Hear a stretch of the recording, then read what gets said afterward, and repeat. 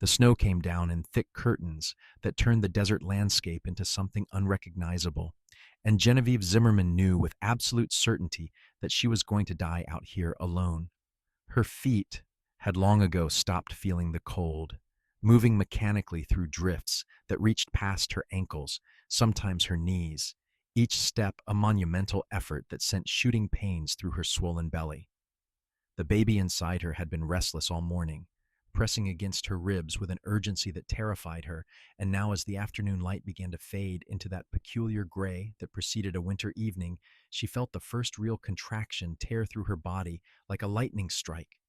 She had been walking for 3 days since leaving Tucson, heading north toward what she hoped would be Coolidge, though the snowstorm had disoriented her completely. The Arizona Territory in February of 1884 was supposed to be cold at night, yes, but this freak blizzard had caught everyone by surprise. Genevieve had heard people talking about it in hushed, worried tones back in Tucson before she left, how the temperatures had plummeted and snow had fallen in places that rarely saw it. She had thought she could make it before the worst hit. She had been wrong about so many things. Another contraction seized her, stronger this time, and she doubled over with a gasp that sent white vapor into the frigid air. Her thin coat, barely adequate even in normal winter weather, hung open over her enormous belly because she could no longer button it closed. The dress beneath was soaked through at the hem, frozen stiff, and her boots were coming apart at the seams. She had $23 sewn into her petticoat and nothing else in the world except the baby that was determined to come into it right now, in the middle of nowhere, in the middle of a snowstorm. Not yet, she whispered through chattering teeth, forcing herself to straighten up and keep moving. Please, baby, not yet. But babies came when they wanted to come, and this one had apparently decided that now was the time. Genevieve could feel it in the way her body had changed over the last few hours. The pressure building, the contractions that had started as uncomfortable tightness becoming something much more serious. She had helped her mother deliver her younger siblings back in Missouri before the fever took them all. She knew what labor felt like, and this was it. The landscape around her was eerily beautiful and completely deadly. Saguaro cacti stood like frozen sentinels, their arms coated in white, and the normally brown earth had vanished beneath several inches of snow that continued to fall. Genevieve could barely see 20 feet ahead through the swirling flakes. She had been following what she thought was a road, but the snow had covered any distinguishing features. She might have been walking in circles for all she knew. Her mind kept drifting to Marcus, the man she had thought would be her husband, the father of her child who had instead taken one look at her growing belly and disappeared into the night with everything of value she owned. That had been back in Santa Fe, 7 months into her pregnancy. She had spent the last 2 months working in a boarding house in Tucson, saving every penny she could, determined to get somewhere, anywhere, where she could start fresh. A woman alone with a baby faced enough challenges without the added burden of people knowing she had no husband. She had planned to reach Coolidge, maybe Phoenix after that, find work, claim to be a widow. It was a common enough story. Lots of women lost their husbands in this harsh land. No one would question it too closely. But now, stumbling through the snow with her body preparing to push a child into the frozen world, all those plans seemed like foolish dreams. Another contraction hit, and this time Genevieve cried out, unable to stop herself. She sank to her knees in the snow, feeling the wet cold soak through her dress instantly. She wanted to get up, knew she had to get up. But for a long moment she simply knelt there, arms wrapped around her belly, rocking slightly as the pain receded into a dull, constant ache. That was when she heard it. The sound of a horse moving through snow, the creak of leather, the jingle of tack. For a moment she thought she was hallucinating, that her cold, addled brain was conjuring sounds of rescue that were not really there. But then a voice called out, deep and urgent, cutting through the sound of the wind. Hey, someone out there? Genevieve tried to answer, but her voice came out as barely more than a croak. She tried again, louder this time. Here, help, please. The horse materialized out of the snow like a ghost, a big bay gelding with frost clinging to its whiskers, and on its back was a cowboy bundled in a heavy coat and wide-brimmed hat crusted with snow. He pulled up short when he saw her kneeling in the snow, and for a heartbeat they simply stared at each other. Then he was swinging down from the saddle, moving toward her with long strides. Jesus Christ, madam, what are you doing out here? His voice was rough with shock and something that might have been anger, except his hands were gentle as they grasped her arms, helping her to her feet. He was young, she realized, probably not much older than her own 22 years, with a strong jaw dark with several days of stubble and eyes that were a startling blue-green, even in the dim light. I was trying to reach Coolidge, she managed to say. And then another contraction hit, and she grabbed onto his coat with both hands, gasping. She felt him go rigid with understanding. You're having the baby. Right now. You're having it right now. I think so, Genevieve said, and it came out almost like a laugh because it was so obvious. So terribly, desperately obvious. I am sorry. I did not plan this. How far apart are the pains? He was already looking around, his mind clearly working fast. We need to get you somewhere warm. My horse can carry double, but not far in this snow. I do not know. Close. They are close. Another wave of pain was already building, and she braced herself against him, feeling the solid strength of his body, the warmth radiating from him that her own frozen limbs desperately craved. All right, listen to me. He ducked his head to look into her face, his expression intense and focused. My name is Thomas Marlowe. I have a line shack about a quarter-mile from here. I was heading there when I saw you. Can you ride? Genevieve nodded, though she was not at all sure she could. But what choice did she have? She would try. She would do anything to get out of this snow, to give her baby even a small chance of survival. Thomas moved with swift efficiency, mounting his horse first and then reaching down to pull her up in front of him.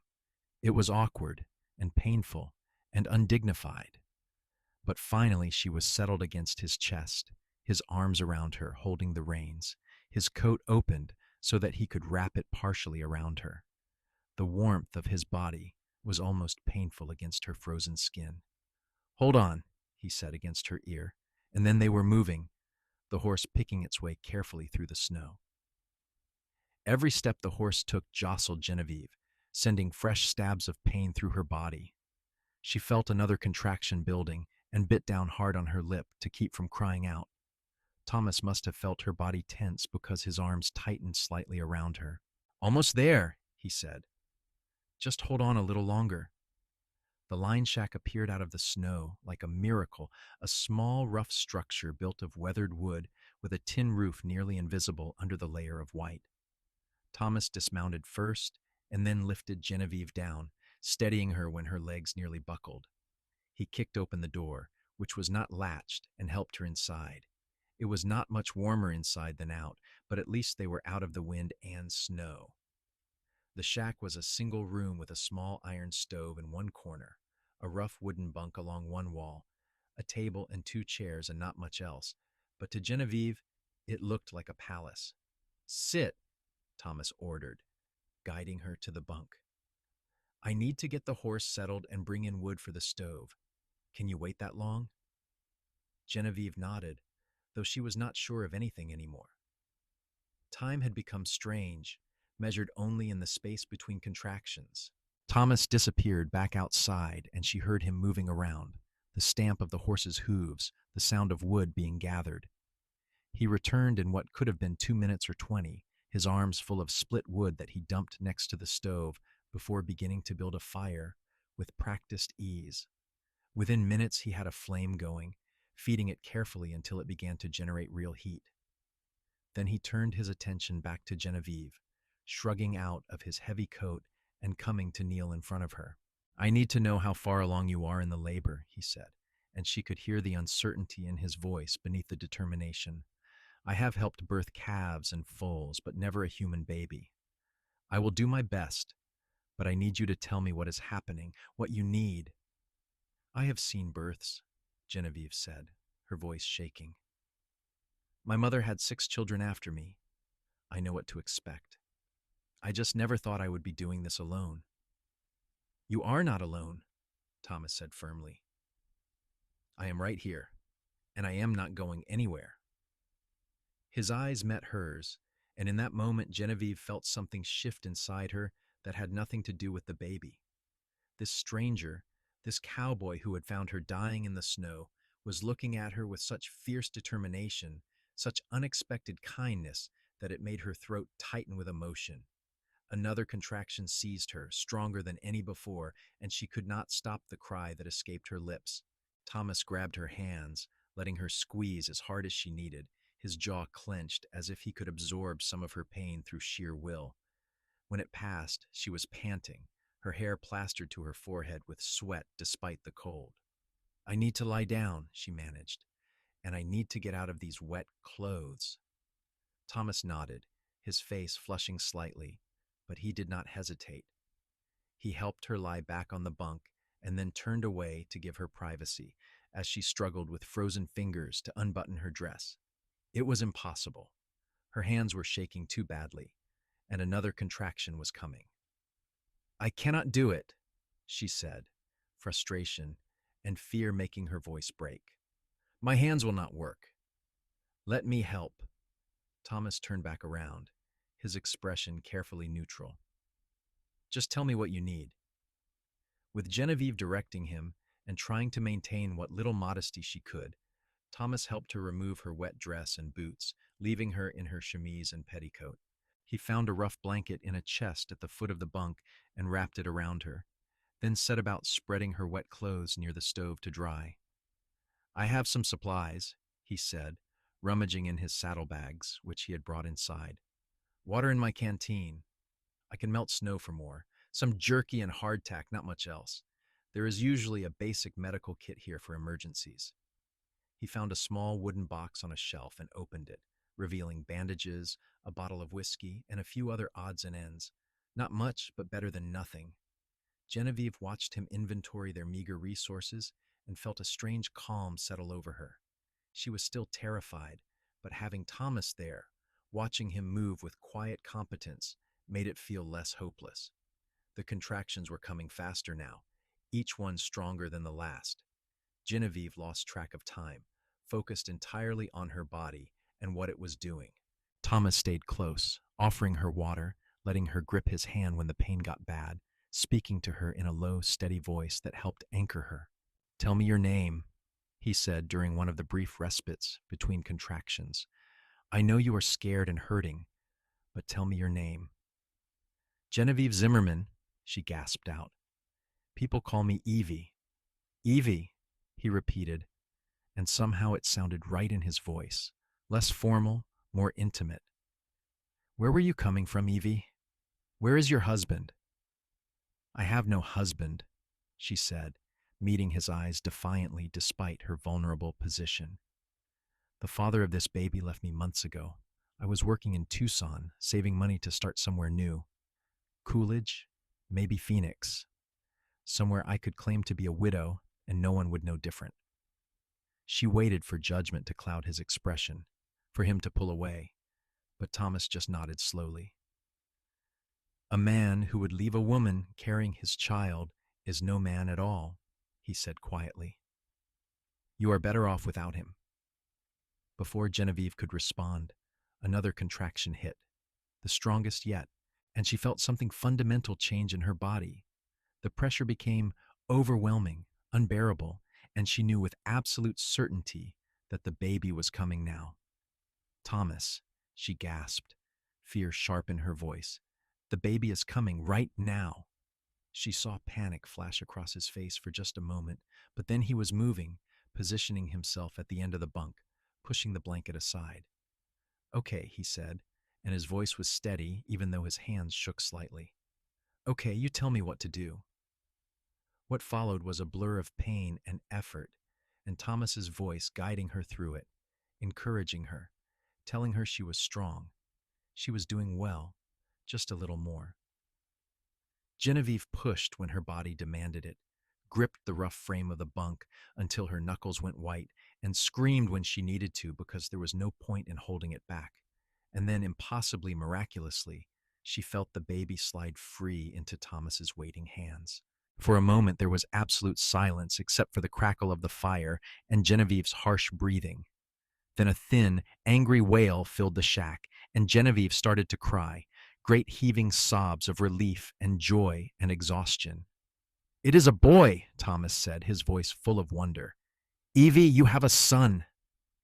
He wrapped the baby in the cleanest cloth he could find, one of his own shirts, and brought him around to place him in Genevieve's arms.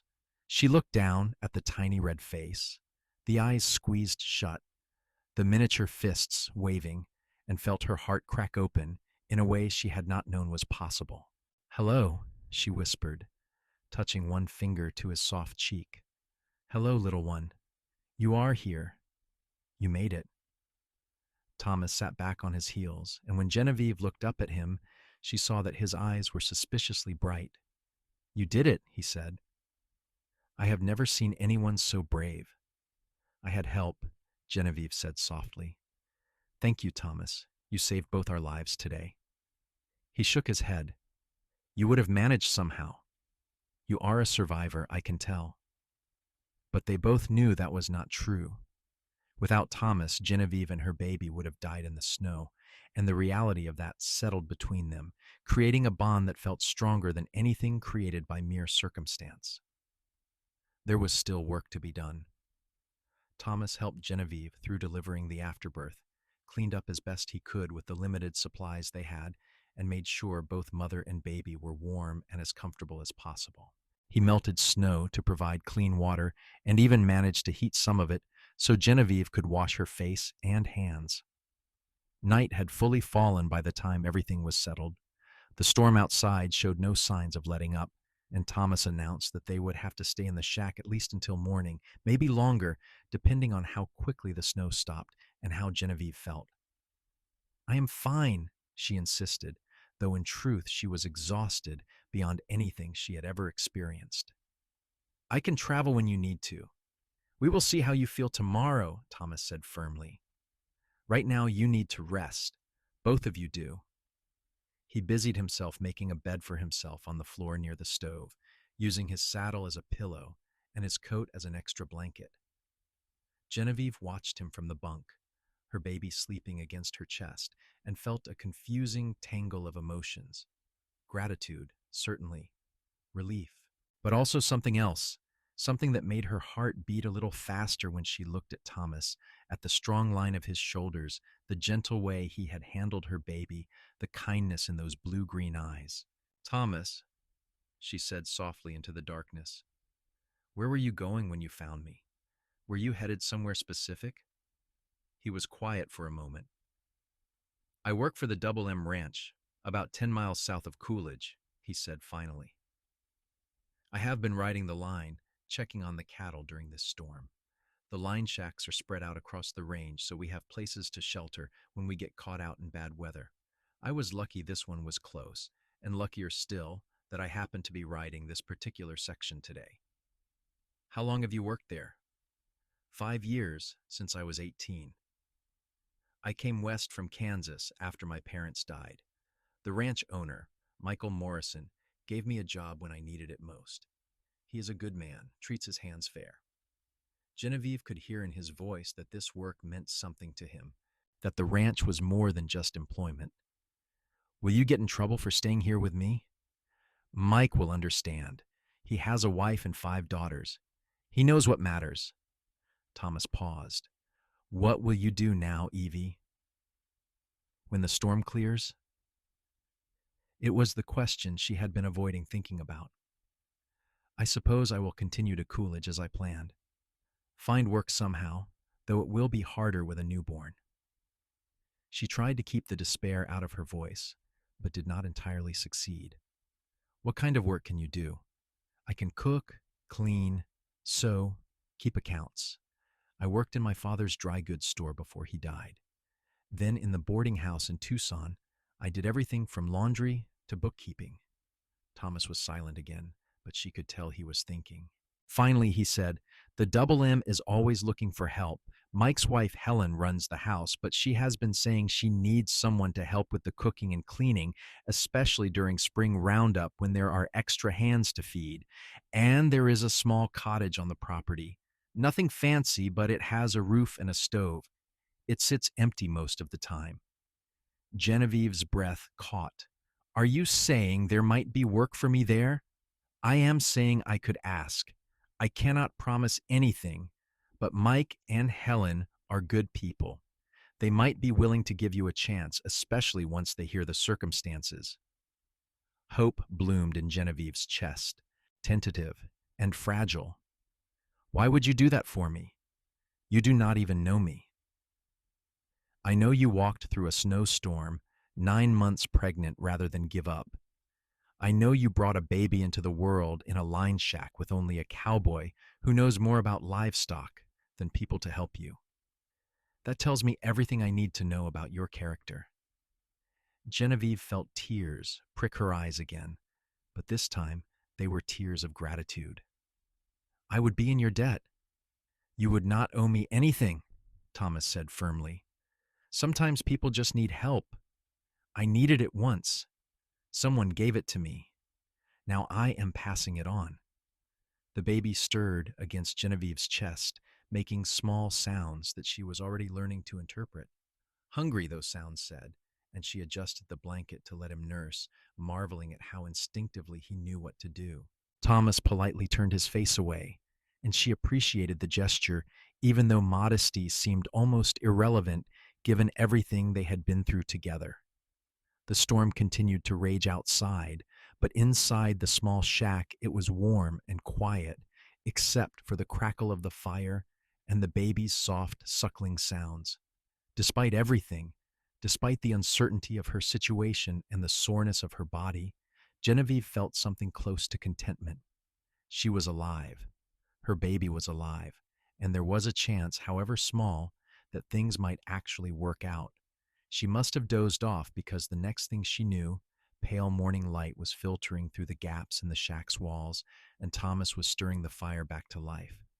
The baby was awake too, his dark eyes open and seemingly trying to focus on her face. Good morning, Thomas said when he saw she was awake. He came over to the bunk, looking down at the baby with a soft expression. How did you both sleep? Better than I expected, Genevieve admitted.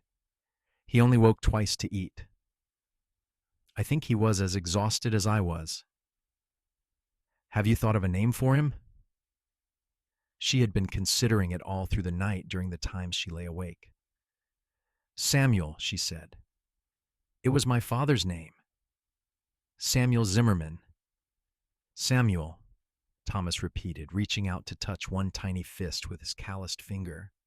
The baby's hand opened and then closed around Thomas's finger, gripping it with surprising strength. Thomas's face lit up with a smile that transformed his features, making him look younger and lighting up his eyes. Hello, Samuel. Welcome to the world, little man. The simple moment did something to Genevieve's heart, seeing this rough cowboy so gentle with her newborn son. She had thought Marcus would look at their baby this way, with wonder and tenderness, but he had run before he got the chance. Thomas, a stranger until yesterday, was showing her son more care and affection than his own father ever had. Thomas checked outside and reported that the snow had stopped during the night, but it would be slow going for travel. He suggested they wait another few hours, give the sun a chance to start melting the snow, and give Genevieve more time to recover her strength. She agreed, knowing that pushing herself too hard too soon would help no one. They spent the morning in an oddly domestic routine. Thomas ventured outside to tend to his horse and gather more wood. He managed to make a weak tea from supplies in the shack and softened some hardtack in water to make it easier for Genevieve to eat. It was not much, but it was warm, and her body craved fuel. As they waited, they talked. Thomas told her about growing up in Kansas, about losing his parents to cholera, about the hard journey west and the kindness Michael Morrison had shown him. Genevieve found herself telling him things she had told no one else, about her father's death from a heart ailment 3 years ago, about the succession of bad decisions that had led her from Missouri to Santa Fe, and eventually to Tucson, about Marcus and how she had believed his promises. "I was foolish," she said, looking down at Samuel sleeping in her arms. "I should have known better." "You were hopeful," Thomas corrected gently. "That is not the same as foolish. He should have been worthy of that hope. It is his failing, not yours." The way he said it with such conviction made Genevieve want to believe him. She studied his face, the honest blue-green eyes, the strong features, the way he held himself with quiet confidence.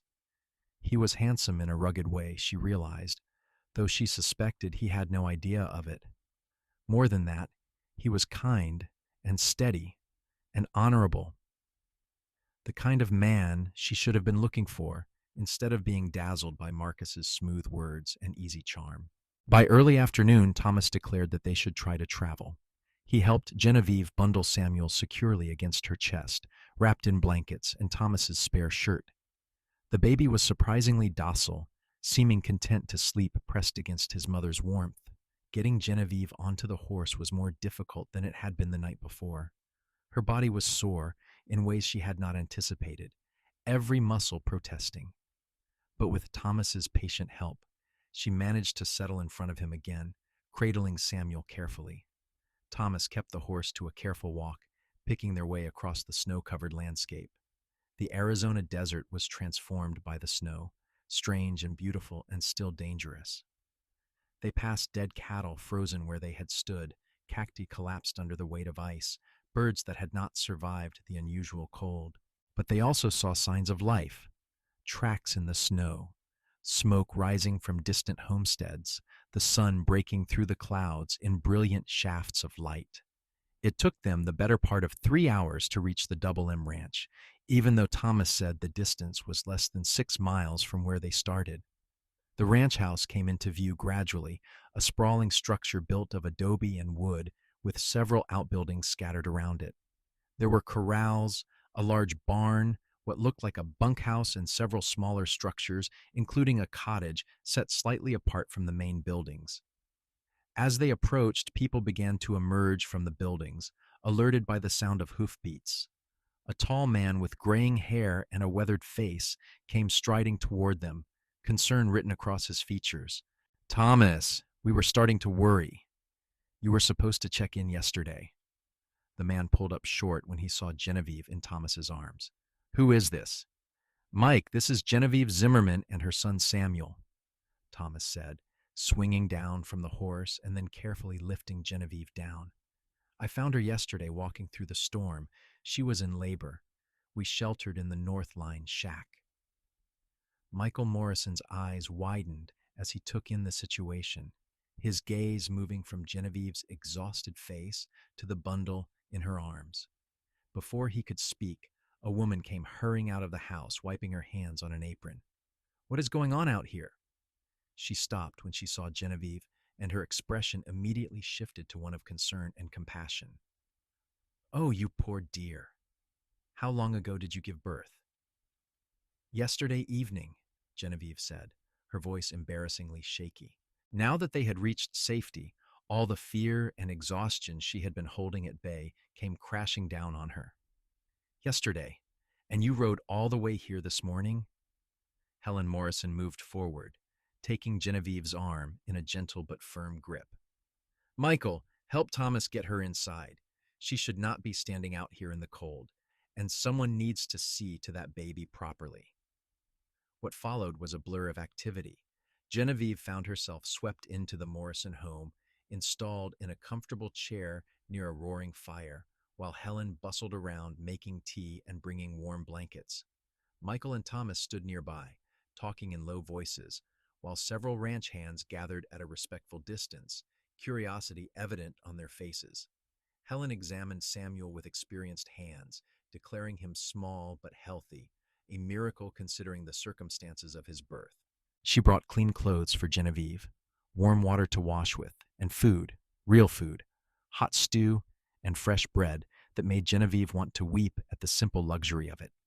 Through it all, Thomas stayed nearby, not hovering but present, his eyes checking on her frequently as if to reassure himself that she and Samuel were truly safe. Genevieve found herself looking for him too, feeling steadier when she could see him. Eventually, Helen shooed everyone out except Genevieve and sat down across from her with a cup of tea. "Now then," she said kindly, "Thomas gave us the basics, but I would like to hear your story from you, dear. No judgment, I promise. I just need to understand your situation so we can figure out how best to help." Genevieve told her story again, the abbreviated version, hitting the important points. No husband, no family, trying to start over somewhere new when the storm caught her. Helen listened without interrupting, her expression sympathetic but not pitying. "Thomas mentioned you might have work available," Genevieve said at the end, trying to keep the desperation out of her voice. "I am a hard worker, I promise. I can earn my keep." "Thomas was right that I need help," Helen said thoughtfully. "Spring roundup starts in a few weeks, and that means feeding up to 20 men 3 times a day, plus keeping the house running and managing the accounts. My girls help, but they are all young, and I cannot do everything myself anymore." She paused, studying Genevieve. "But you just gave birth. You need time to recover, to take care of your baby." "I can work," Genevieve insisted. "I have to.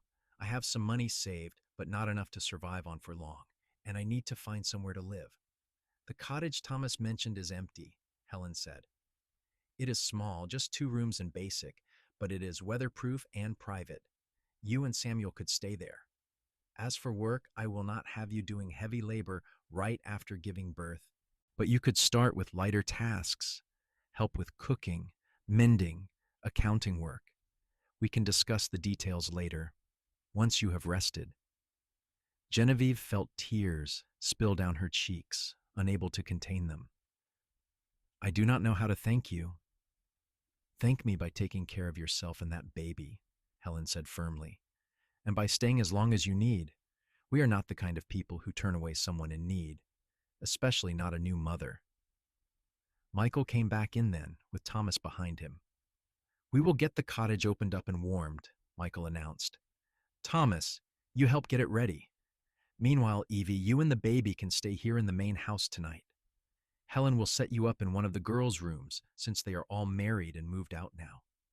I brought your things in from the line shack," Thomas added, indicating Genevieve's small bundle of belongings, now dried out. "It is not much, but it is yours." Genevieve looked at the 3 people surrounding her.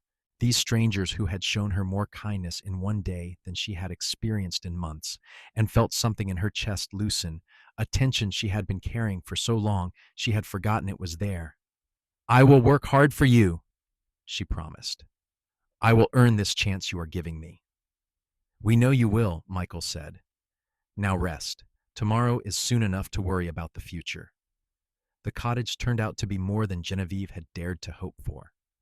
It had a main room with a small kitchen area and a stove, and a separate bedroom barely big enough for a bed, but private. The furniture was simple but sturdy, and Helen had provided linens, dishes, and other necessities. There was even a small cradle that had been used by the Morrison daughters when they were babies. "You just borrow it as long as you need," Helen had said when she helped Genevieve settle in 2 days after her arrival at the ranch. "All my girls are grown now with babies of their own. They do not need this old thing anymore." Genevieve had run her hand over the smooth wood, worn soft by time and use, and imagined all the babies who had slept in it, safe and warm. Now Samuel would sleep there too, and the thought made her feel connected to something larger than herself, part of a tradition of mothers caring for their children. Thomas had been the one to carry the cradle over from the main house, along with wood for the stove and supplies for the kitchen. He had been coming by several times a day since they arrived, always with some excuse, checking if the stove was working properly, bringing something Helen had sent, making sure Genevieve and Samuel had everything they needed. Genevieve suspected he was checking on them more than was strictly necessary, and she found she did not mind at all. In fact, she looked forward to his visits, to the sound of his knock on the door, and the way his face would light up when he saw Samuel. "He grew," Thomas announced one afternoon, about a week after their arrival. studying Samuel with a serious expression. I swear he is bigger than yesterday.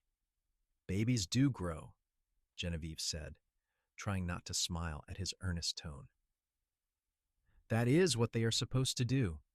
I know that, Thomas said, sounding slightly defensive. I just meant he is doing well. Thriving even. That is good. It is good, Genevieve agreed softly. She was sitting in the rocking chair Thomas had brought from the barn, repaired and made serviceable again. Samuel was nursing, and she had a blanket draped for modesty, but she caught Thomas' sneaking glances, his expression tender. Helen says you are fitting in well, he said, deliberately looking at the fire instead. She is pleased with your cooking, and the hands said the mending you did was better than what they usually get. I am trying to be useful, Genevieve said. Everyone here has been so kind. I want to earn my place. Thomas finally looked at her, his blue-green eyes serious. You do not have to earn anything, Evie. You deserve to be helped, same as anyone. Not everyone would see it that way, she said quietly. An unmarried mother with a newborn, no husband, no family. Some people would say I brought my troubles on myself. Those people would be wrong, Thomas said flatly.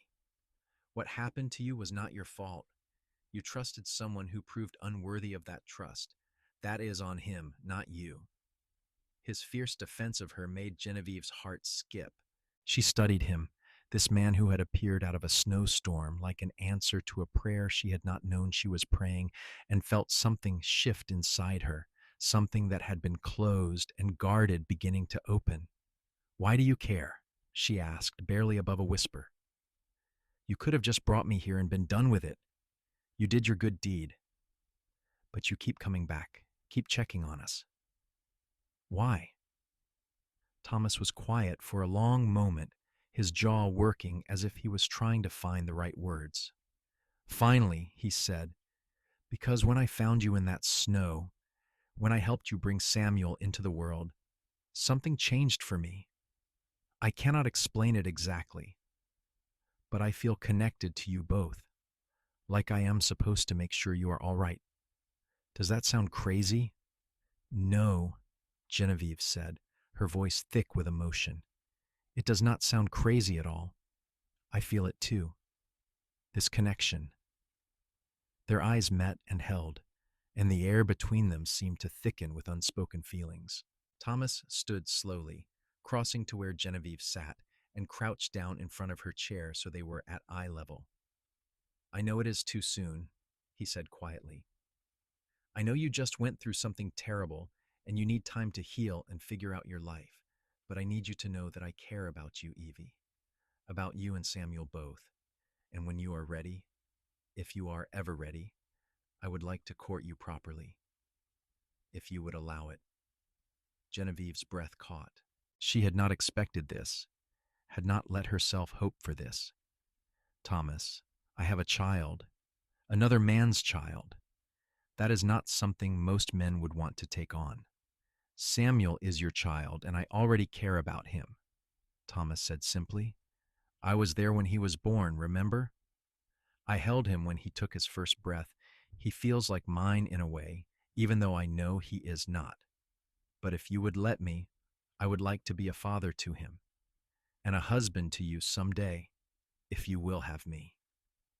Tears were streaming down Genevieve's face, and she could not stop them. You barely know me. I know enough, Thomas said. I know you are brave and strong, and that you love your son more than anything. I know you do not give up even when things seem impossible. I know that when I look at you, I feel things I have never felt before. That is enough for me to want to know more, to want to see where this could go. Samuel had finished nursing and was sleeping against Genevieve's chest, oblivious to the momentous conversation happening around him. She looked down at her son, then back at Thomas, and felt something that had been broken inside her beginning to heal. I would like that, she whispered. I would like you to court me. But you should know, Thomas, I am afraid. I trusted before and I was wrong. What if I am wrong again? Then we will figure it out together, Thomas said, reaching out to gently wipe the tears from her cheek. I am not asking you to trust me blindly, Evie. I am asking you to give me the chance to prove myself worthy of your trust, and I will wait however long it takes. He stood then, stepping back to give her space, and Genevieve appreciated that too, the way he did not push, did not demand. He had said his piece, and now he was letting her breathe, letting her decide what came next. Will you come to dinner tomorrow? She asked. I am making stew, and Helen gave me some decent beef. I want to cook for you properly, to say thank you for everything. Thomas's face lit up with a smile that made him look almost boyish. I would like that very much. After he left, Genevieve sat in the rocking chair for a long time, holding Samuel and staring into the fire. She thought about Marcus and how he had made her feel like she was special, chosen, right up until the moment he abandoned her. She thought about the fear and loneliness she had carried for months, the certainty that she would be alone for the rest of her life. And then she thought about Thomas finding her in the snow, his steady presence during Samuel's birth, the way he looked at her baby with such tenderness, the way he had just offered her everything without demanding anything in return. Maybe, just maybe, she had been given a second chance at happiness. And this time she was going to be smart enough to recognize it. The weeks that followed fell into a rhythm that felt almost like a normal life. Genevieve worked at the main house in the mornings, helping Helen with cooking and baking, mending clothes for the ranch hands, and managing the household accounts. Helen had been delighted to discover that Genevieve had a head for numbers and neat handwriting, and quickly turned over the bookkeeping to her. In the afternoons, Genevieve returned to the cottage to care for Samuel, and more often than not, Thomas would find an excuse to stop by. Sometimes he brought things: fresh milk from the dairy cow, firewood, a toy he had whittled for Samuel, even though the baby was far too young to appreciate it. Other times he just came to talk, sitting at her small table drinking coffee while she worked on mending or rocked Samuel to sleep. They talked about everything and nothing. Thomas told her about his work on the ranch, about the cattle and horses, about the changing seasons, and how spring was coming, even though it had not seemed possible during that terrible snowstorm. Genevieve told him about her childhood in Missouri, about the books she had read, and the dreams she had once had before life got complicated. And slowly, carefully, they began to build something together. Thomas was patient and respectful, never pushing for more than Genevieve was ready to give. He asked before he touched her, even something as simple as taking her hand. He kept a respectful distance, never assuming he had a right to her space or her time. But within those careful boundaries, something was growing. Genevieve found herself thinking about Thomas when he was not there, looking forward to his visits, noticing little things about him, the way he pushed his hair back when he was thinking, the small scar on his left hand from a rope burn, the way his eyes crinkled at the corners when he smiled. And Thomas made no secret of his feelings. He looked at Genevieve like she was the most beautiful thing he had ever seen, even when she was covered in flour from baking or exhausted from being up all night with Samuel. He told her she was clever when she figured out a mistake in the ranch accounts, strong when she mentioned how tired she was, brave when she talked about her past. He was teaching her what it felt like to be truly valued, not for what she could give a man, but for who she was. And that was more seductive than any smooth words or easy charm could ever be. One evening in early March, after they had shared dinner at Genevieve's small table, Thomas asked if he could hold Samuel. The baby was awake and alert, his dark eyes taking in the world with increasing curiosity. Of course, Genevieve said, carefully transferring the baby into Thomas's arms. She had noticed how he watched when she held Samuel, the longing in his face, but he never asked, never presumed. Thomas settled the baby against his chest with surprising confidence, one large hand supporting Samuel's head. "Hello there, little man," he said softly. "You are getting big, are you not? Probably going to be tall like your mama." Samuel stared up at Thomas's face with intense concentration, one tiny hand waving in the air. Thomas caught it gently, letting the baby grip his finger, and the expression that crossed his face was so full of tenderness that Genevieve felt her throat tighten. "He likes you," she said softly. "I hope so," Thomas said, not looking away from the baby. "I intend to be around for a long time." He paused, then glanced up at Genevieve. "If that is all right with you." "It is more than all right," Genevieve said, moving to sit closer to him on the small sofa. "Thomas, I need to tell you something." He looked concerned. "What is it?" "I was so scared when you found me in that snow," she said slowly, trying to find the right words. "Scared I was going to die. Scared my baby was going to die. But even after we were safe, I was still scared. Scared of trusting again, of letting anyone close, of being hurt. I have been carrying that fear for a long time." "That is understandable," Thomas said quietly. "But it is not fair to you," Genevieve continued. "You have been nothing but kind and patient and honest with me. You have proven yourself over and over, and I do not want to be so scared anymore." She took a deep breath. "I care about you, Thomas, more than I thought I could care about anyone again. When you are not here, I miss you. When you are here, I am happy. And I think, if you asked me again, I would say yes." Thomas had gone very still. "Say yes to what, exactly?" "To courting," Genevieve said, feeling her cheeks flush. "To seeing where this goes between us. To being open to the possibility of more, when the time is right." "I thought I was already courting you," Thomas said, a smile playing at the corners of his mouth. "You were being respectful and careful," Genevieve corrected. "I am saying you do not have to be quite so careful anymore. I am saying I want this too. I want you." Thomas looked down at Samuel, still cradled in his arms, then back at Genevieve. "I want to kiss you," he said, his voice rough. "But I am holding your son, and that seems like poor planning on my part." Genevieve laughed, a real laugh that felt wonderful after so many months of sadness. "Give him to me," she said, taking Samuel and settling him in the cradle that sat nearby. The baby fussed for a moment, but then settled, his eyes drifting closed. When Genevieve turned back, Thomas was standing right there, close enough that she could feel the warmth of his body. He reached out slowly, giving her time to pull away if she wanted, and cupped her face in his hands. "Are you sure?" he asked. "I am sure," Genevieve whispered. Thomas kissed her gently, almost reverently, as if she was something precious that might break. His lips were soft and warm, and he tasted like the coffee they had shared after dinner.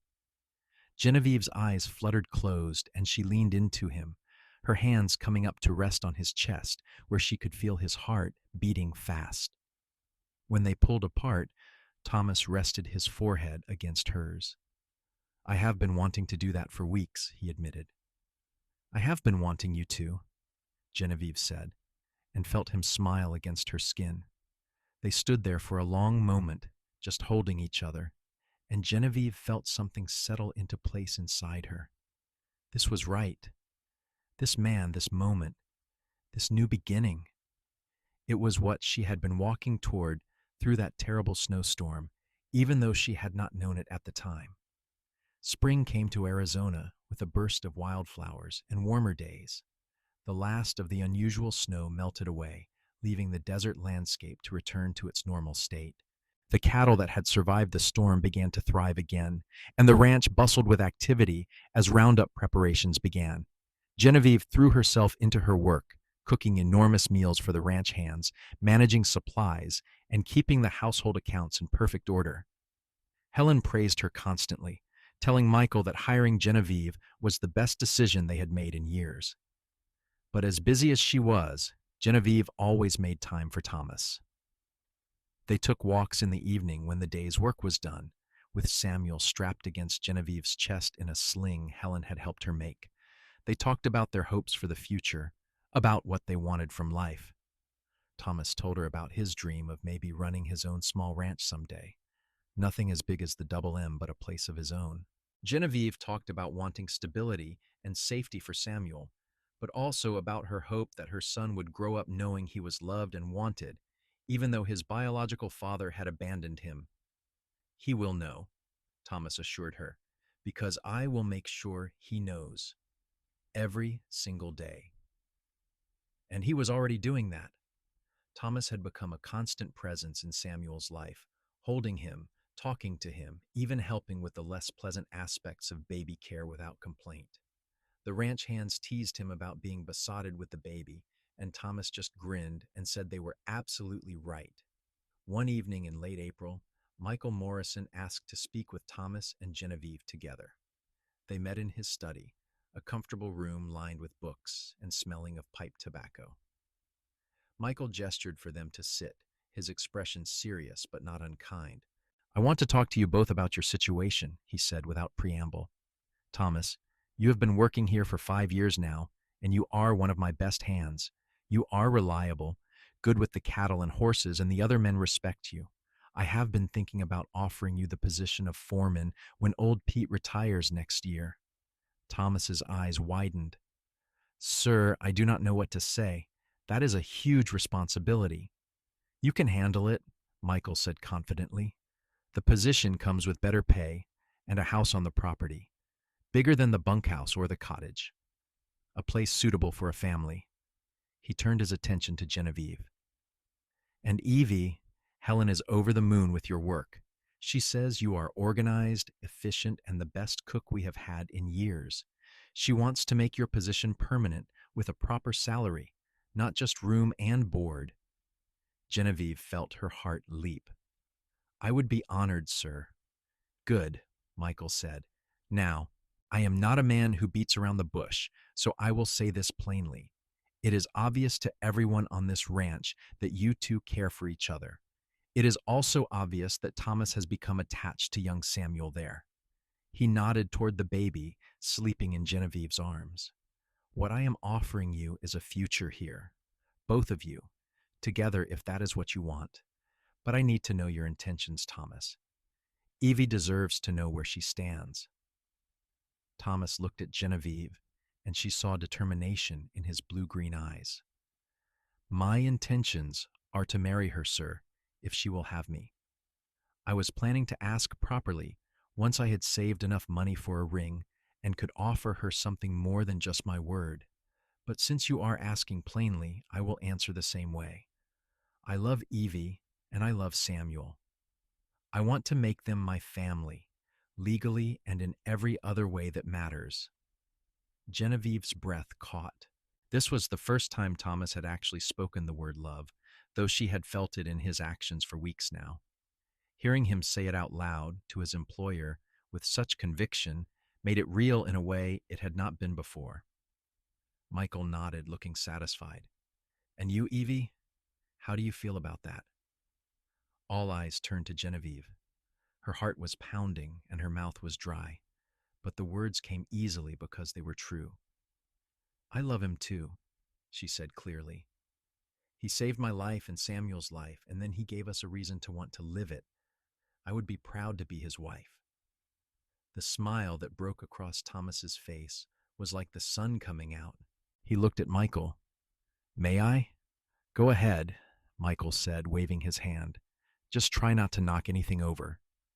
Thomas crossed the room in 2 strides and dropped to one knee in front of Genevieve's chair, taking her free hand in both of his. Genevieve Zimmerman, I know I do not have a ring yet, and I know this is not very romantic doing it in Mike's study with him watching, but I cannot wait another second. Will you marry me? Will you let me be a husband to you and a father to Samuel? Yes, Genevieve said, tears streaming down her face. Yes, Thomas, I will marry you. Thomas surged up and kissed her, a little less gently than their first kiss, and Samuel woke up and started fussing at the jostling.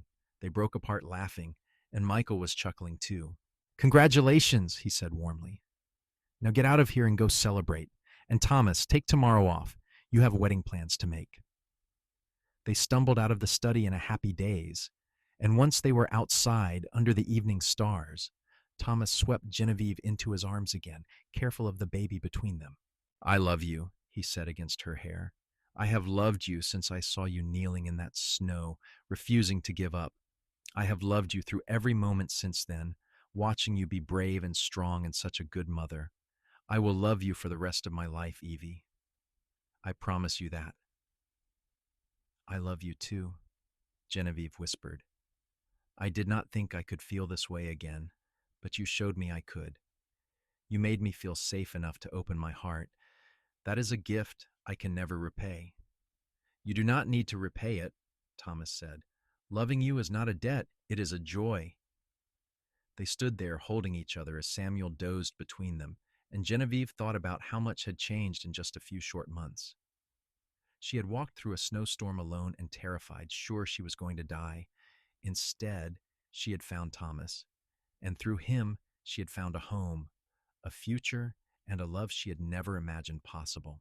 They were married 3 weeks later in a simple ceremony at the ranch, with Michael giving Genevieve away and Helen standing as matron of honor. Several of the ranch hands attended, along with Helen's 5 daughters and their families. Samuel, at just over 2 months old, slept through the entire ceremony, wrapped in a new blanket Helen had made for the occasion. Thomas had used some of his savings to buy a simple gold band, and when he slipped it onto Genevieve's finger, his hands were shaking slightly. With this ring, I promise to love you and Samuel, to protect you both, to provide for you, and to be faithful to you all the days of my life, he said, the traditional words made more meaningful by the emotion in his voice. I promise the same, Genevieve said, sliding a matching band onto his finger. To love you, to trust you, to build a life with you, and to honor the gift you have given me and my son. You may kiss your bride, the traveling preacher announced, and Thomas did not need to be told twice. The party afterward was rowdy and joyful, with music and dancing and more food than seemed possible. Helen had outdone herself and Genevieve had helped, wanting to contribute to her own wedding celebration. The ranch hands toasted the new couple repeatedly, making increasingly ridiculous speeches that had everyone laughing. As the evening wore on, Genevieve found herself standing slightly apart from the crowd, Samuel in her arms, watching Thomas laugh at something one of the hands had said. He looked so happy, so relaxed, and when he caught her eye across the crowd, his whole face lit up even more.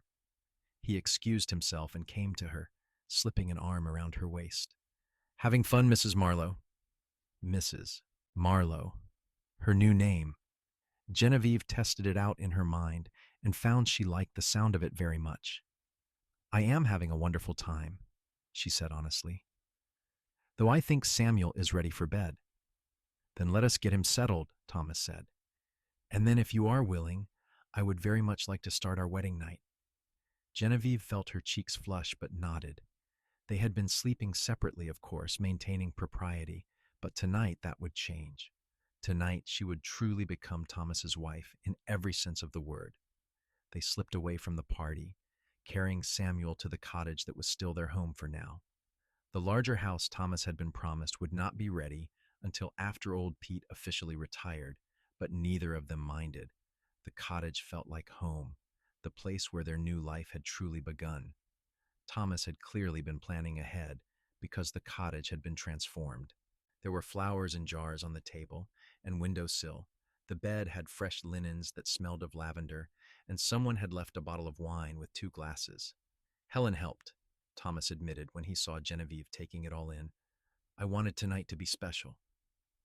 It already is special, Genevieve said softly, because I am spending it with you.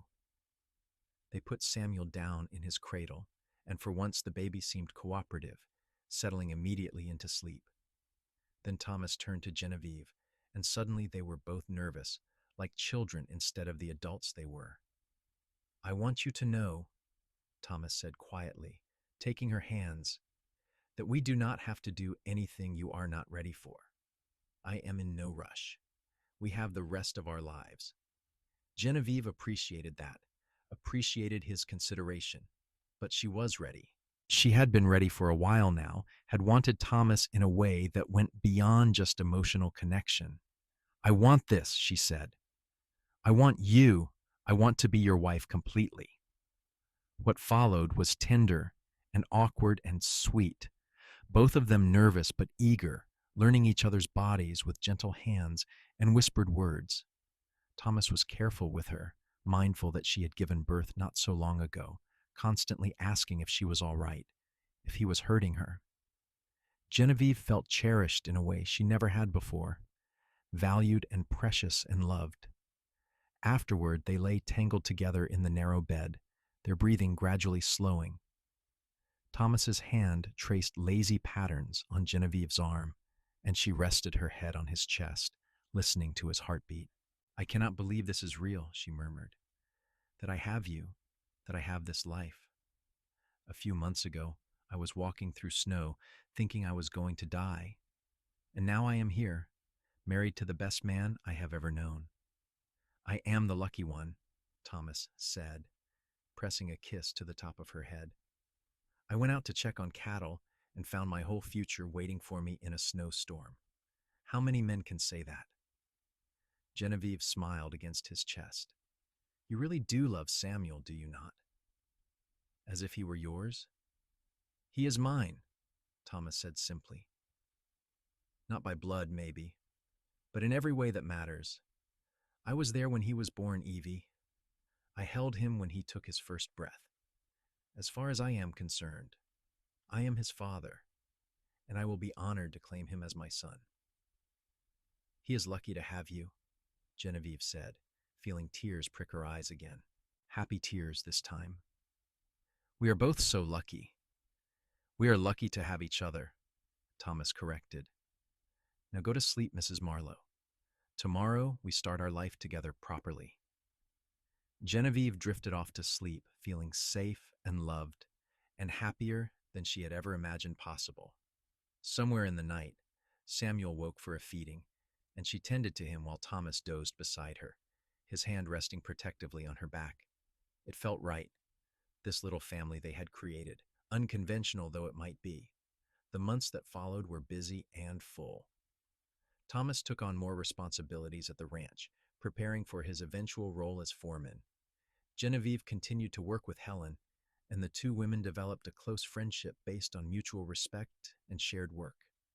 Samuel grew quickly, becoming more alert and interactive, his solemn little face breaking into smiles when he saw Thomas or heard his voice. In June, they moved into the larger house, a proper home with 3 bedrooms, a real kitchen, and even a small parlor. Genevieve cried when she saw it, overwhelmed by the thought that this was actually hers, that she had a real home for the first time in years. Thomas carried her over the threshold, even though they had been married for months, making her laugh. "I do not care if we already did this once," he said, grinning. "I want to carry my wife into our new home properly." They spent days arranging furniture and making the house their own. Helen donated things her daughters no longer needed, and Genevieve sewed curtains for the windows.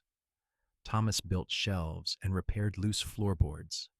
Slowly, the house became a home, filled with their belongings and the sound of Samuel's increasingly vocal babbling. One evening in late August, as they sat on their small porch watching the sunset, Thomas brought up something he had clearly been thinking about for a while. "I want to formally adopt Samuel," he said. "Make it legal so that he has my name and will inherit from me if anything happens. Would you be all right with that?" Genevieve turned to look at him, seeing the earnestness in his face. "You really want that? To make him yours officially?" "He is already mine," Thomas said. "But yes, I want it to be legal. I want him to be Samuel Marlowe, my son in the eyes of the law as well as in my heart." "Then yes," Genevieve said, blinking back tears. "Yes, I think that would be wonderful." They made the trip to Coolidge a few weeks later to file the necessary papers with the territorial court. It required statements from both of them and the payment of a small fee, but by the end of the day, it was official. Samuel Marlowe, son of Thomas and Genevieve Marlowe. The baby's birth certificate was amended to reflect his new surname and legal father. Walking out of the courthouse, Thomas was grinning like he had just won a prize. "I am a father," he kept saying. "Officially, legally, a father." "You have been a father since the day you found us," Genevieve said, taking his hand. "This just makes it official." That night, Thomas spent a long time sitting beside Samuel's cradle, watching the baby sleep. "You are my son," he whispered, "and I promise I will always take care of you, always love you, always be there for you. You will never doubt that you are wanted and loved. That is my promise to you." Genevieve watched from the doorway, her heart so full she thought it might burst. This was her family, the family she had never thought she would have, built from the ashes of her worst moments into something more beautiful than she could have imagined. The year turned into the next. Thomas officially became foreman in January of 1885, exactly 1 year after he had found Genevieve in the snow. They celebrated quietly, acknowledging the anniversary of both his promotion and the day their lives had changed forever. Samuel was walking now, toddling around their house with the determined concentration of a small child figuring out the world. He called Thomas Papa and lit up whenever Thomas came home from work. To anyone who did not know their story, they looked like any other young family, a father, mother, and child building a life together.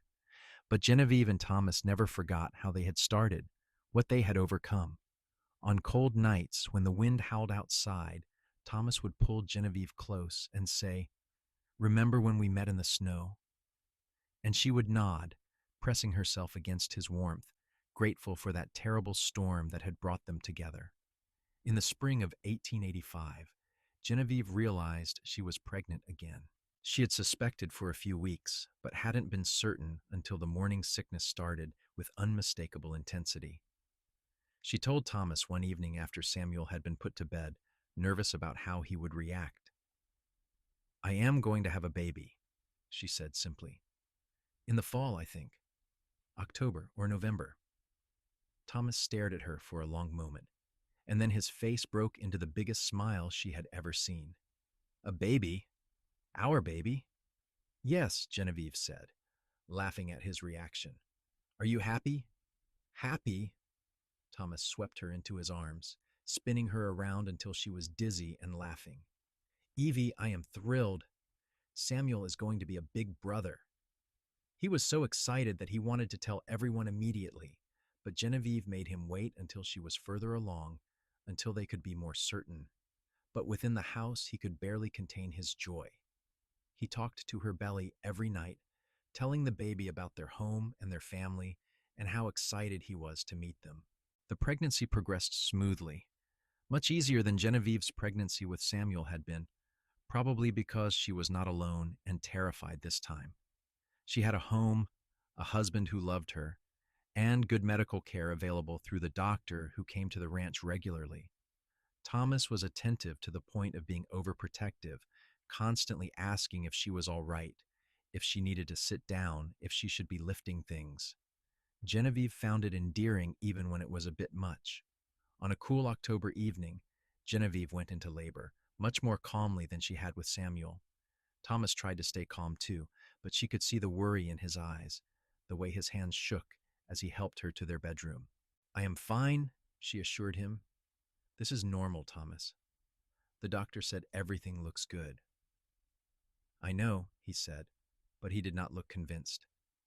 "It is just, last time, it was in that shack in the middle of a storm, and it was so scary. I keep thinking about what could have gone wrong." "But it did not go wrong," Genevieve reminded him, gripping his hand as a contraction hit. "We were both fine, and this time we are at home, safe and warm, with help nearby if we need it. This is going to be all right." Helen had come over to help, having delivered her own 5 daughters and assisted with countless births over the years. She moved around the room with calm efficiency, preparing supplies and checking on Genevieve's progress. The labor was long but not overly difficult, and as the night wore into morning, Genevieve brought their second child into the world with Thomas right beside her, holding her hand and encouraging her through every contraction. "It is a girl," Helen announced, wrapping the baby in a soft blanket. "A beautiful, healthy girl." Thomas was crying openly, not bothering to hide his tears, as Helen placed the baby in Genevieve's arms. The infant was red-faced and angry, her cries filling the room with indignant fury at being forced from her warm, comfortable home. "Hello, little one," Genevieve murmured, touching the baby's soft cheek. "Welcome to the world." "She is perfect," Thomas said, his voice thick with emotion. He leaned in to kiss Genevieve's forehead, then gently touched their daughter's tiny hand. "Absolutely perfect." They named her Rose Helen Marlowe, after the wildflowers that bloomed in the desert spring, and after Helen Morrison, who had been such a good friend to them both. Samuel, now almost 2 years old, was initially confused by the new baby, but quickly became fascinated with his little sister, wanting to touch her soft hair and hold her tiny hands. Thomas was utterly besotted with his daughter, proving that he was just as capable of tenderness with a little girl as he had been with Samuel. He carried Rose around the house, talking to her constantly, pointing out things as if she could understand. He changed diapers without complaint, walked the floor with her when she was fussy at night, and looked at her with such fierce protective love that it made Genevieve's heart ache with happiness. Life settled into a new rhythm, busier now with 2 young children, but good. Thomas continued to excel as foreman, earning the respect of all the ranch hands and making the Double M more profitable than ever. Genevieve managed the household accounts and helped Helen with the bigger tasks while also caring for their growing family. The years passed, marked by Samuel's first day helping with the horses, Rose's first words, the slow accumulation of happy memories. Thomas taught Samuel to ride, patiently guiding the little boy around the corral until he could sit a horse confidently. Genevieve taught Rose to sew and read, watching her daughter's quick mind absorb everything she was taught. In the spring of 1888, Genevieve gave birth again, this time to another boy they named James Thomas Marlowe. And 2 years after that, another daughter arrived, Catherine Grace Marlowe. Their house was full of noise and laughter, and the organized chaos that came with 4 young children. Through it all, Thomas and Genevieve's love for each other only deepened. They stole moments alone when they could, sneaking kisses in the kitchen while the children played outside, holding hands during evening walks, making love quietly in their bedroom after the house had gone still for the night. On their 10th wedding anniversary, in May of 1894, Thomas gave Genevieve a locket with a picture of their whole family inside. Thomas, Genevieve, Samuel, now 10 years old, and looking increasingly like a young man, Rose at 8 with her wild curls and bright smile, James at 6 with his serious expression, and Catherine at 4 with her missing front teeth. "This is what you gave me," Thomas said as Genevieve admired the locket. "This family, this life. I never imagined I could be this happy, Evie. Every day I wake up grateful that I decided to ride north that day, that I found you in the snow." "I am grateful too," Genevieve said, reaching up to cup his face. "You saved my life, Thomas, but you did more than that. You gave me a reason to want to live it. You gave me a home and a family and love. Real love, the kind that lasts." They kissed, sweet and familiar, the kiss of 2 people who had been through hardship together and come out stronger on the other side. Michael Morrison retired in 1895, deciding at 65 that he wanted to spend his remaining years traveling with Helen, visiting their daughters and grandchildren scattered across the territory. He sold the Double M to Thomas for a very fair price, offering him generous terms to pay it back over time. "You have earned this," Michael told Thomas when they signed the papers. "You have worked hard, built this place up, made it thrive. It should be yours now, yours and Evie's and your children's." Thomas shook his hand, too overwhelmed to speak for a moment.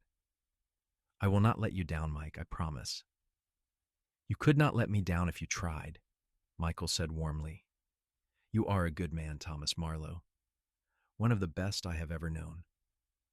Becoming ranch owners changed their lives in subtle ways.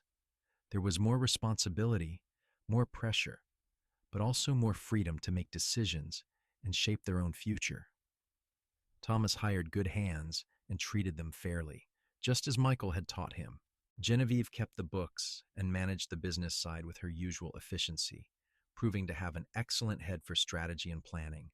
Samuel, now 11, began to take a real interest in the ranch operations, following his father around and learning everything he could.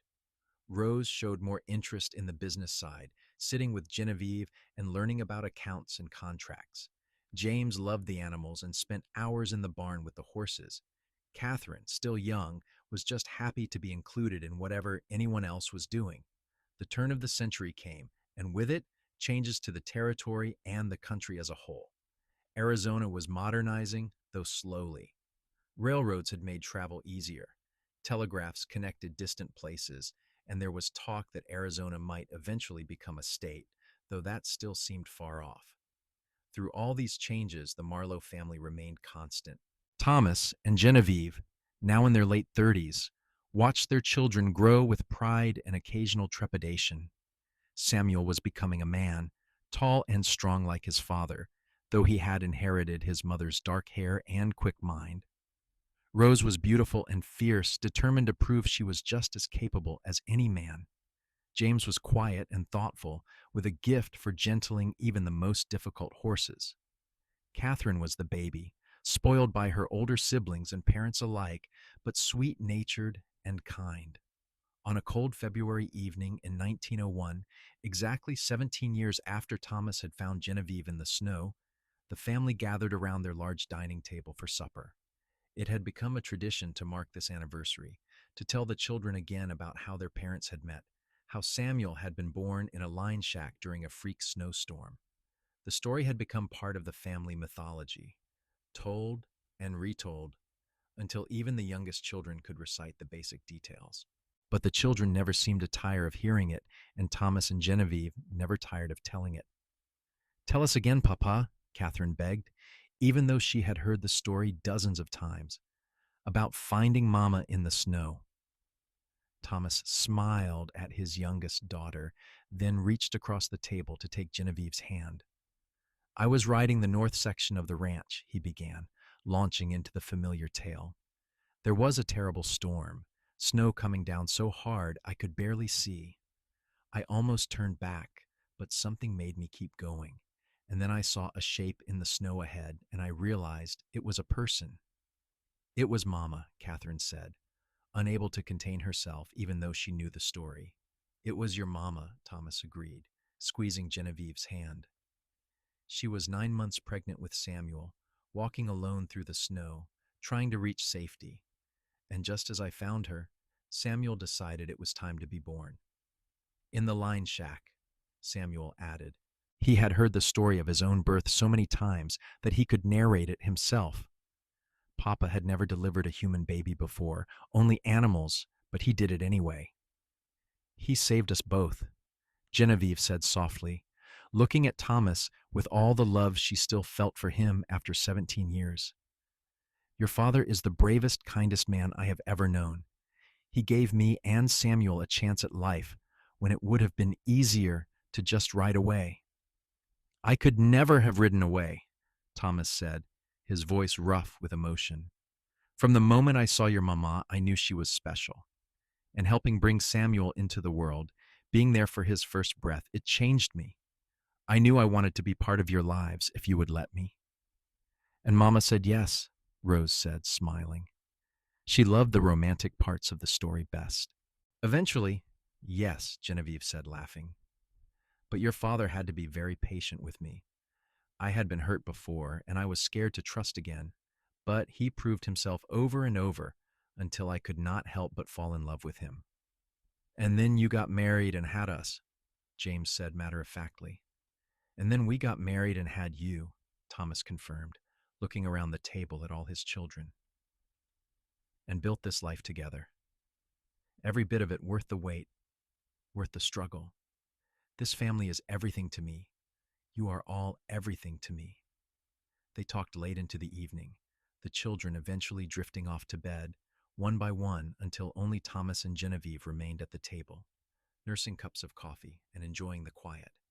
17 years, Genevieve mused. "It feels like yesterday, and a lifetime ago all at once." "I know what you mean," Thomas said. He reached across the table to take both her hands in his. "I have been thinking about that day a lot lately, about how close we came to never having this. If I had turned back, if the storm had been just a little worse, If Samuel had come just a little earlier, so many things that could have gone wrong. But they did not, Genevieve said firmly.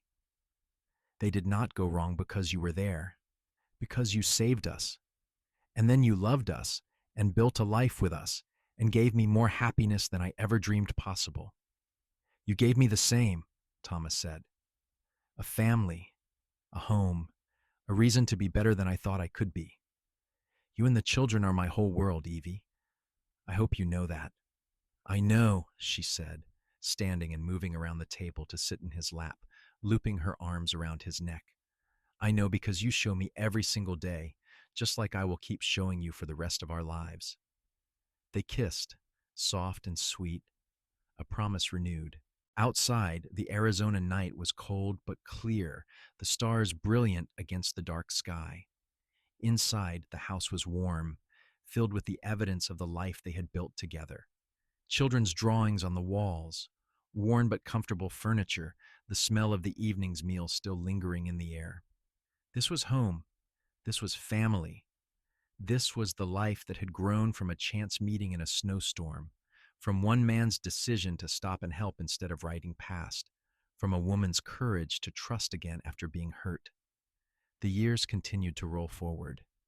Samuel grew into a fine young man who eventually married a girl from Coolidge and brought her to live on the ranch, where he worked alongside his father.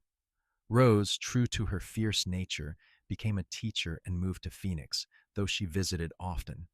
James took over management of the ranch's horses, building a reputation for breeding some of the finest stock in the territory. Catherine, the baby, surprised everyone by developing an interest in medicine and becoming a nurse. Thomas and Genevieve aged together, their faces lined by sun and time, but their love undiminished. They became grandparents, first to Samuel's children, then to Rose's, watching a new generation grow up on the ranch and in the life they had built. They never stopped telling the story of how they met, how a snowstorm in February of 1884 had brought them together. Their children told the story to their children, and those children would one day tell it to theirs, the tale of the pregnant woman walking through snow and the cowboy who found her just as labor started, and how that moment of chance and choice had created a legacy of love that would endure for generations. On their 50th wedding anniversary in 1934, the whole family gathered at the ranch for a celebration. Thomas was 72 and Genevieve was 70, both still healthy and active despite their age. The house and barn were packed with children, grandchildren, and even a few great-grandchildren, all of them part of the family that had started with two people, a snowstorm, and a choice to help. Samuel, now 50 years old and looking distinguished with silver at his temples, stood to make a toast. To my parents, he said, raising his glass, who taught us that family is not just about blood, but about love and choice and commitment. My father chose to claim me as his son before I could even know what that meant, and he has been the best father any child could ask for. And my mother showed us what courage looks like, walking through that snow to give me a chance at life. There were tears and laughter, hugs and kisses, as the whole family celebrated the love that had brought them all into being. Thomas and Genevieve sat together, his arm around her shoulders, her head resting against his chest, and watched their family with deep contentment. We did good, Thomas murmured against her hair. Look at all of this, Evie. Look at what we built. We did very good, Genevieve agreed, reaching up to pat his hand. I would not change a single thing, Thomas. Not one moment. It was all worth it to end up here with you, with all of this. I love you, he said, the same words he had said thousands of times over 50 years, and they still meant everything. I love you too, she replied. The same response, equally meaningful. Always and forever. As the celebration continued around them, Thomas and Genevieve sat together in the midst of the family they had created, the life they had built from nothing, and knew that their story, which had begun in such desperate circumstances, had become something beautiful and lasting. The woman who had walked through snow, 9 months pregnant and alone, had found not just rescue, but a life beyond her wildest dreams. The cowboy, who had found her just as labor started, had gained not just a wife, but a whole future he had never imagined possible.